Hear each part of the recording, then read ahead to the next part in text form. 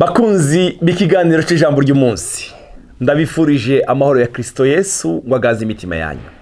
Uyu ni umunsi wa mbere w'indwi, reka ndabifurije indwi nziza y'umugisha. Iyi ndwi muzobone ikiganza cyiza cy'Imana ku buzima bwanyu.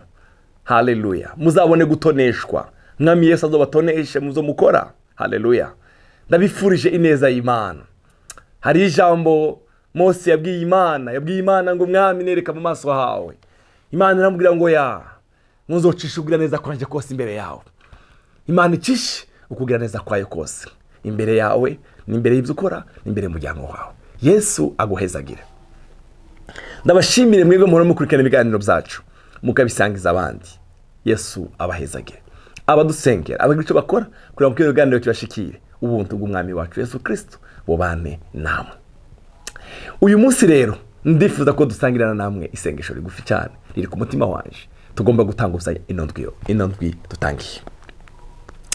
Dusome mu gitabo cy'ingoma za mbere, igitabo cy'ingoma za mbere, igice cya 4 umurongo w'9 no w'10. Iri ni isengesho abantu benshi bazi, ariko nifuza ko turisengana nawe kuri uyu munsi wa mbere w'indwi. Yabesi yarusha icubahiro bene nyina, kandi nyina yamwise Yabesi kuko yavuze ati namushikanye bingoye, amwita Yabesi. Yabesi atakambira Imana y'Abisiraheli ati icomba ukampa umugisha, ukungura urubibe rwanje, ukuboko kwawe kukagenda kundamira, ukandinda ibyago singogwe. Nuko Imana imuha ibyo yayisabye byose, nimuvuge ngo amen. Bavandimwe, reka dusengane nawe kuri uyu munsi, duhagaze kuri bino bintu bine.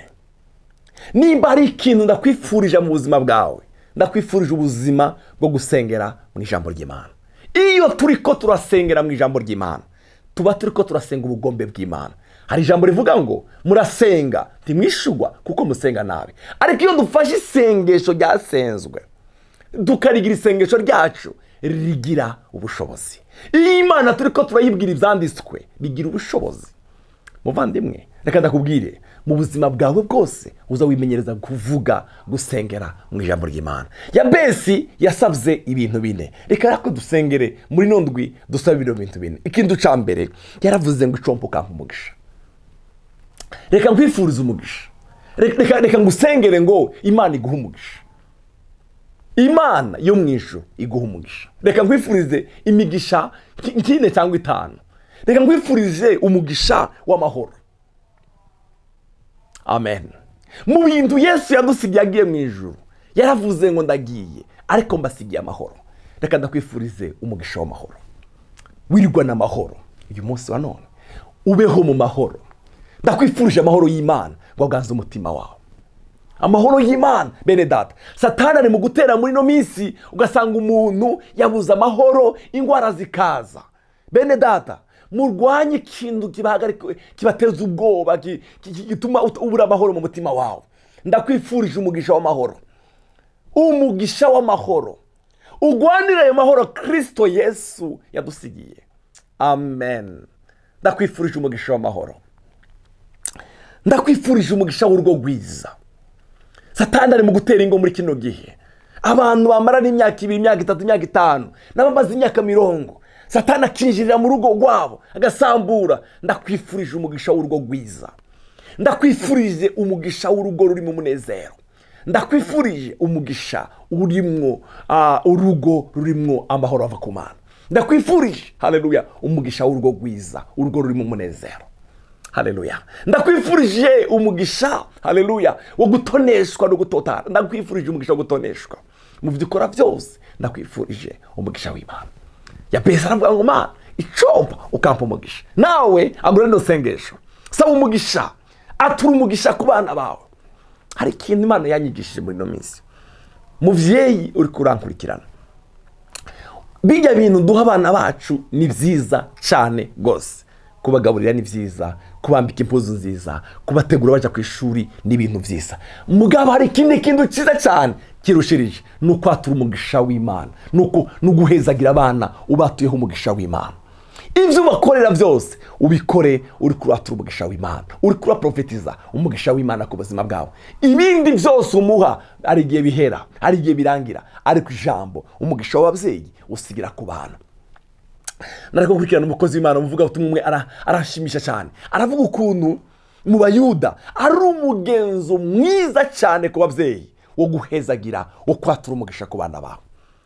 Wimenyereze kwatura umugisha ku bana bawe, wimenyereze kubatura umugisha w'Imana. Haleluya. Ndakwifurije umugisha w'Imana, ndakwifurije abana bawe Imana basanze ku umugisha w'ubwenge, umugisha wo gutoneshwa, umugisha wo kugera kure, umugisha wo kugera kure. Yesu aguha umugisha muri ino ndwi, Umwami Yesu aguha umugisha ubifatika, Umwami Yesu aguha umugisha, Umwami Yesu aguha umugisha wo kwimenya, Umwami Yesu aguha umugisha wo kubana n'Imana, Umwami Yesu aguha umugisha wo gusenga, uronke umugisha, ugira umugisha wo gusenga no kubana n'Imana. Ndakwifurije umugisha muri iyi ndwi.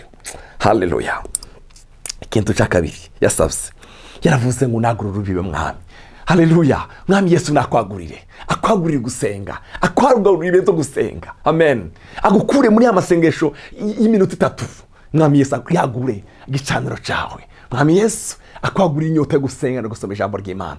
Muri Yesaya haravuga ngo 54 umurongo wa 2 ngo tazanura ikibanza cy'ihema ryawe, niwagure amahema yahuba, tugarukirize hagufi. Haleluya. Wungura imigozi yaryo, ushimangira impambo zaryo. Mwami Yesu akwagurire amahema, tugarukirize hagufi.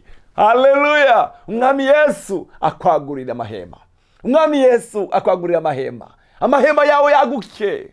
Mungu wetu asifiwe sana. Mwami Yesu akwagurire ibikorwa, Mwami Yesu akwagurire imirimo, Mwami Yesu aguconnecte. Haleluya. Hari umuntu wifuza guhura nawe, Mwami Yesu aguhuze n'uwo muntu. Haleluya. Mwami Yesu aguhuze n'uwo muntu, Mwami Yesu akwagure. Ikintu cya gatatu yaravuze ngo Mwami ukuboko kwawe kugende kundamira, ukuboko kw'Imana kukuramire, ukuboko kw'Imana kuramira ubuzima bwawe, kuramira abana bawe, kuramira urugo rwawe, ukuboko kw'Imana kugende kundamira. Haleluya. Ukuboko kw'Umwami kukuramire. Oh, sifa kwa Mungu. Ino ndwi ukuboko kw'Umwami kukuramire. Satani natega imitego asanga ukuboko kw'Umwami kuri ruhande yawe kukuramire. Sifa kwa Mungu. Hari umurongo nkunda mu gitabo cya Zaburi uvuga ngo azaturagiza abamarayika biwe ngo batuzigame mu nzira zacu zose, bazoturamira amaboko yabo twoye gusitara ku mabuye. Ukuboko kw'Umwami kukuramira tusitare, ukuboko kw'Umwami kuramira ibiganza byawe, kuramira amaguru yawe, kuramira umugongo wawe, kuramira ubuzima bwawe. Satani nateza aksida ya hirya no hino, hari ukuboko kw'Umwami Imana kwiteguye kukuzigama. Haleluya. Ukuboko kw'Umwami Imana kukuzigame, ukuboko kw'Umwami Imana kuzigama bawe, kuzigama ibyawe, kuzigame iby'Imana yaguhaye. Ukuboko kw'Umwami kuzigame iby'Imana yaguhaye. Ikintu cya kane, undinde ibyago singogwe. Umwami Yesu akurinde kugogwa, Umwami Yesu akurinde amagogwa, Umwami Yesu akurinde amagogwa. Undinde ibyago singogwe, Umwami Yesu akurinde kugogwa mu izina rya Kristo Yesu. Bene data, amagogwa ni mabi, amagogwa ni mabi. Umwami Yesu akurinde amagogwa, Umwami Yesu akurinde kugogwa, Umwami Yesu akurinde kugogwa. Kugogwa ni bibi cyane. Umwami Yesu arinde umuryango wawe kugogwa, Umwami Yesu arinde abana bawe kugogwa, Umwami Yesu arinde ubuzima bwawe kugogwa, Umwami Yesu akurinde kugogwa. Haleluya. Undinde ibyago singogwe. Imana ikurinde amaksida, Imana ikurinde kuburanirwa, Imana ikurinde kugogwa. Ijambo umurongo wanyu mukavuga ngo nuko Imana imuha ico yayisavye. Haguruka dusengane nawe, usaba Imana bino bintu bine, kandi ndakwifurije ndanagusengeye ngo Imana ibiguhe. Data, mu izina rya Kristo Yesu, Yabesi yaratakambye uramwumva, natwe turatakambye ngo uduhe umugisha, uduhe umugisha w'amahoro, uduhe umugisha w'umunezero, uduhe umugisha wo kwagukirwa Mwami. Wagura imbibe zacu, ukuboko kwawe ugende kuturamira, uturinde ibyago muri buno buzima Mwami. Haleluya. Abarwaye bari iruhande bariko barakurikirana kino kiganiro, ndasenze ngo ikiganza cyawe cyo gukiza gikore ku buzima bwabo Mana. Abagorewe hirya no hino, abagorewe mu maprizo, abagorewe Mwami mu bitaro, abagorewe mu miryango, ukure kugogwa ku buzima bwabo mu izina rya Kristo Yesu. Abakeneye kwagukirwa wagure Mana, bagure mu masengesho, bagure mu buzima bwabo Mana, ubarinde ibyago ntibakagogwe. Urakoze Kristo Yesu kumva isengesho ryacu. Amashimwe kugarukire ni mu izina rya Yesu Umwami wacu. Amen. Mugire indwi nziza y'umugisha.